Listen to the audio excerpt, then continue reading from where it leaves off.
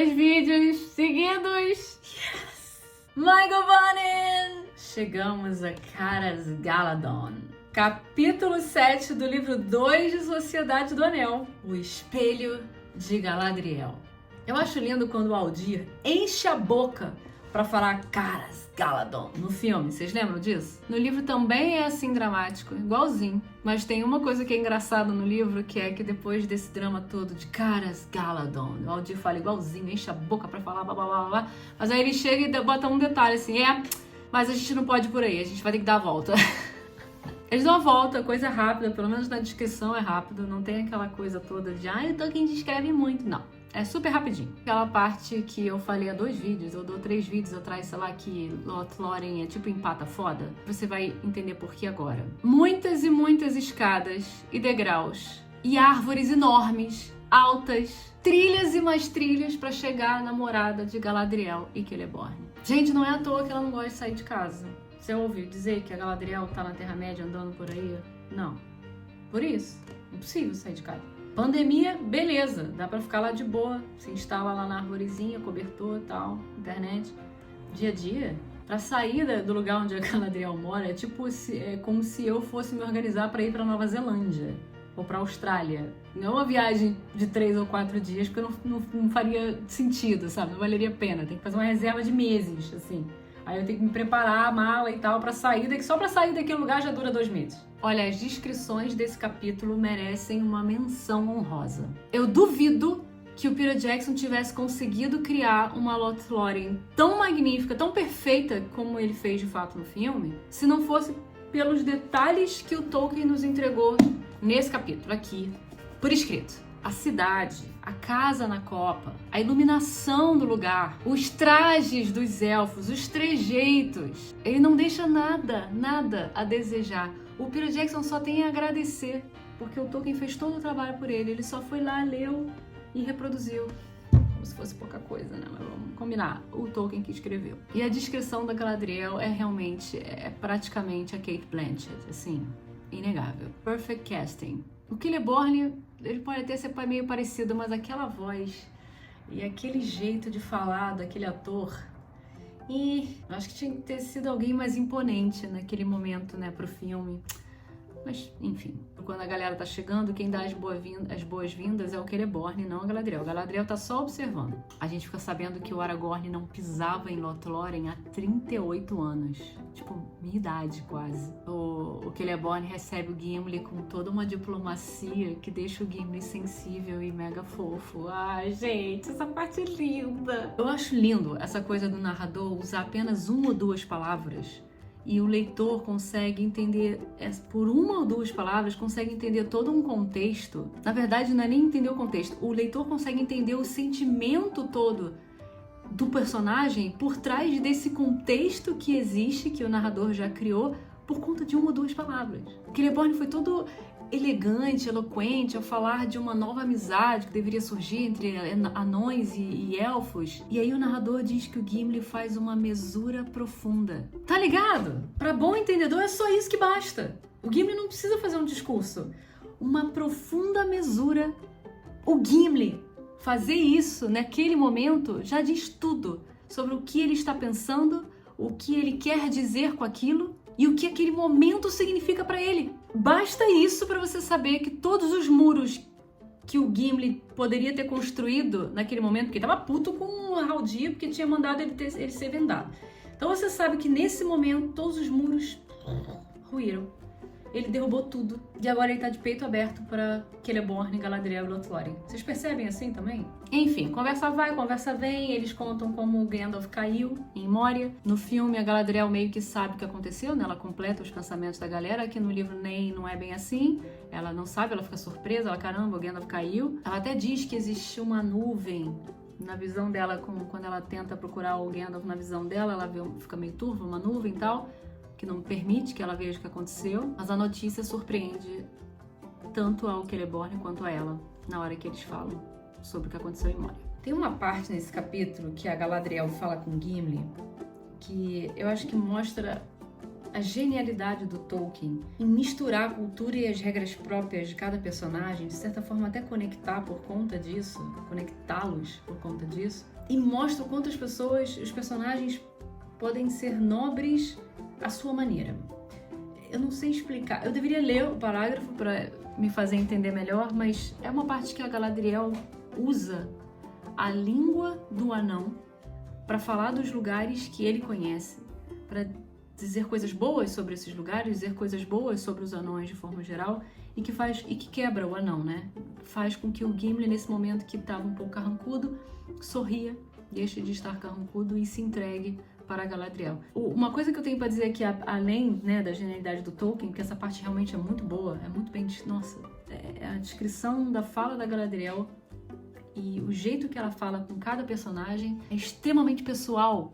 E Tolkien, para fazer isso, ele precisa conhecer a cultura e as regras próprias de cada raça, de cada personagem que ele criou, para poder conseguir fazer isso, com que isso tenha impacto no leitor. E de fato tem. E mais do que isso, é o que o Peter Jackson conseguiu transportar para as telas nesse diálogo que a gente vê em Lothlórien com a Galadriel e a comitiva. Porque, de fato, o PJ teve que resumir muito o que a Galadriel fala no livro. O livro, né, o capítulo é enorme, e no filme a gente vê ali uma cena muito rápida dela falando com os personagens. Mas a essência tá toda lá, então palmas para PJ também, além de parabenizar aqui a escrita do Tolkien. E o que não dá tempo de falar no filme, que fala nesse momento aqui no livro, é que a Galadriel que criou o Conselho Branco, para quem ainda não sabia, mas lá no Hobbit já tinha visto isso, e que ela teria preferido o Gandalf como líder do Conselho Branco em vez do Saruman. Tem uma coisa curiosa aqui também, que a Galadriel, além de falar que ela tá na Terra-média praticamente desde sempre, ela diz que Celeborn é o mais sábio dos elfos da Terra-média. Aí você lembra do filme e você fala, esse maluco é o mais sábio? Não, é por isso que eu tô falando, tinha que ser alguém mais imponente. Mas beleza. Eu me pergunto por que na primeira temporada do Anéis de Poder, da série Anéis de Poder, não já colocaram um Celeborn ali como Third Wheel, sabe? Pra quem... Eu não quero dar spoiler pra quem não viu, mas seria interessante ter ali um triângulo, uma coisa meio... Não sei, mas perderam a oportunidade. Ou não, né? Sei lá o que eles estão pensando pra segunda temporada, essa série tá uma bagunça. A única coisa que a gente sabe é que no inglês gone pode ser morreu ou foi embora, né? E ela fala isso do Celeborn para... Bom, não quero, mais uma vez, não vou dar spoiler. Mas a gente fica ali sabendo que existe um marido, existe um Celeborn, mas a gente não sabe onde ele tá na primeira temporada, né? Mas eu ouvi dizer que os criadores abandonaram a série, agora tá... Eu não sei o que tá acontecendo, eu não estou acompanhando notícias de Anéis de Poder, nem vou acompanhar, porque assim como a primeira temporada eu não quis acompanhar para ser tudo surpresa, continuo não acompanhando para ser tudo surpresa na segunda temporada de novo. Voltemos ao capítulo. Aqui no filme tem uma hora que mostra a Galadriel meio que direcionando o olhar para cada um na comitiva, e ela meio que whisper, né? Ela fala com a pessoa telepaticamente ou dá a entender isso. No livro, é interessante que ela faz isso com cada personagem, mas aqui depois que a gente descobre com os personagens falando sobre isso, que é o que ela fez foi, na verdade, foi o seguinte. Parece que ela oferece pro personagem 2 cenários, um deles sendo algo pavoroso e o outro algo que o personagem deseja muito, aquele desejo de coração. Só que para que o personagem consiga aquilo que ele mais deseja, ele vai ter que se desviar da comitiva e deixar de cumprir aquele objetivo, aquela situação que na verdade ele, né, se prometeu a fazer. E qualquer coisa que desvie do caminho de Sauron, né, do objetivo da comitiva, pode ser um mal. Uma coisa horrível. E aí, durante esse capítulo todo, no momento aqui de repouso e cura, é que a gente descobre... Não é que a gente descobre, mas a gente acompanha desabrochar de várias coisas, de vários amadurecimentos dos personagens. Como eles passam vários dias em Caras Galadon, o narrador, obviamente, descreve resumidamente os acontecimentos mais importantes. Um deles sendo a amizade do Legolas e do Gimli crescendo. Aqui esse detalhe é importante quando fala que o Legolas ele fica pouco tempo com a comitiva, preferindo a companhia dos Galadrim, né, dos elfos, e passear pelas terras para conhecer as terras, e por vezes levava Gimli junto com ele. para conhecer essas terras. Olha que fofo! Tem também um momento de luto dedicado ao Gandalf, que agora que eles não estão mais no perigo imediato, a dor do luto fica mais presente, é claro. O Legolas comenta aquela frase do filme, que apesar da canção, né, do lamento por Gandalf, ele não consegue falar sobre ainda, porque a dor é muito forte, a dor é muito presente, muito recente. E aí até ele diz que não consegue traduzir o que os amigos, os elfos, estão cantando justamente por isso. E adivinha? Tem música nesse capítulo! Dessa vez é o Frodo que canta pros amiguinhos. Gente, eu posso estar zoando aqui, tá? Mas sem brincadeira, da primeira vez que eu li esse livro, nesse momento aqui que o Frodo canta a música, ou até mesmo quando o Legolas está falando sobre o lamento do Gandalf e tal, eu não parava de chorar, galera. Eu não parava de chorar. Eu tinha 13 para 14 anos. Não, eu tinha 13 anos. E eu tinha lido Hobbit antes com 12. Eu falei errado no outro vídeo. Eu li Hobbit com 12 e Senhor dos Anéis com 13. Eu já tinha lido Hobbit antes, então... E o Gandalf sempre foi o meu personagem favorito. Apesar de ter uma queda enorme pelo Aragorn... E Aragorn realmente também é meu favorito. Mas o Gandalf acabou sendo, por causa de Hobbit também, né? Talvez, muito provavelmente, sendo mais ícone. Eu não podia acreditar que aquilo tinha acontecido. Eu ainda não estava acreditando. A ficha demorou a cair, mesmo caindo, eu não queria aceitar. E na frase que o Frodo menciona o Bilbo, e ele fala... Não posso falar mais sobre isso porque eu não consigo suportar a ideia de levar essa notícia pra ele, pro Bilbo. Não aguentava de chorar. Maluco, eu estourei. Eu comecei, sabe, um filme passa pela sua cabeça de toda a sua vida, só que em vez da minha vida, eu imaginei a vida do Gandalf. Todas as cenas do Hobbit, todas as cenas de Senhor dos Anéis, no Condado, a festa do Bilbo... Eu soluçava. E, gente, naquela época não tinha filme do Peter Jackson. Então não tinha nem as cenas dos filmes, né? Com os quais eu pudesse piorar o drama. Não! Eu tinha as cenas que eu tinha criado apenas, lendo os livros. Olha, foi tão forte o negócio que até hoje, lendo pela 9ª vez, é isso? Até já me perdi. Eu ainda choro na cena de Moria, né, quando o Gandalf cai, e nessa cena que o Frodo fala que não consegue falar sobre isso, que não consegue suportar a ideia de levar a notícia para o Bilbo. Tem 2 frases do Sam que eu queria destacar aqui nesse capítulo, que é enquanto ele tá conversando com o Frodo, que acho que vale a pena pros escritores que estão assistindo. Ele compara os Hobbits com os Galadrim, porque parece que eles pertencem a algum lugar, assim como os Hobbits pertencem ao Condado. E ele fala assim, se foram eles que fizeram a Terra, ou se foi a Terra que os fez, é difícil dizer. E outra digna de Clarice Lispector, hein? O Sam diz assim, ou sei lá, qualquer coach aí de empresa que você gostaria de falar, é o serviço que nunca começa, que mais leva tempo pra acabar. Sério, essa frase podia estar em shirt de coach de RH 2.0 das empresas, assim, mundo corporativo. Olha aí o recado para todos os escritores procrastinadores desse mundo. E finalmente, um momento homônimo ao título, o Espelho de Galadriel. Vale lembrar que a Galadriel não aparecia desde o dia 1 lá que a comitiva chega em Lothlórien. Agora ela vai aparecer de novo. Ou seja, tudo que tá acontecendo aí, eles não estão nem vendo mais Galadriel. Ela surge do nada e chama o Frodo e o Sam, claro, porque o Sam tá sempre junto do Frodo, pra vir aqui num cantinho com ela pra apresentar o Espelho de Galadriel, que de fato mostra coisas que foram, things that were, coisas que são, things that are, e coisas que ainda poderão ser. Mas qual delas a gente vê, mesmo o mais sábio não pode saber. Even the wisest cannot tell. Vocês olhariam no Espelho de Galadriel? Óbvio que eu olharia, mas sem dúvida alguma. A droga que ela fala que é pra deixar o espelho livre pra mostrar o que quer mostrar, né? A merda é gente control freak. Sei lá, talvez fosse meio difícil permitir essa liberdade pro espelho. Eu ia querer ficar controlando o que o espelho ia mostrar.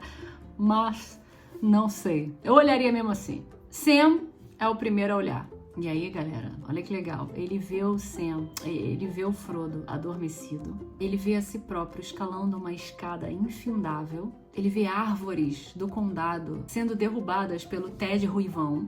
Lembram do Ted Ruivão? Ele vê o condado em perigo, um monte de coisa acontecendo, fica nervoso. Olha o desespero, cara.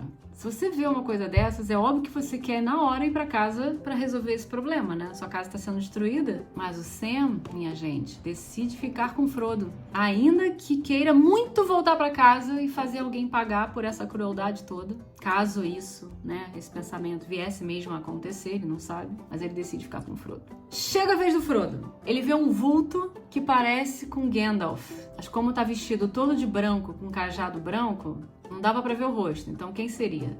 Gandalf ou Saruman?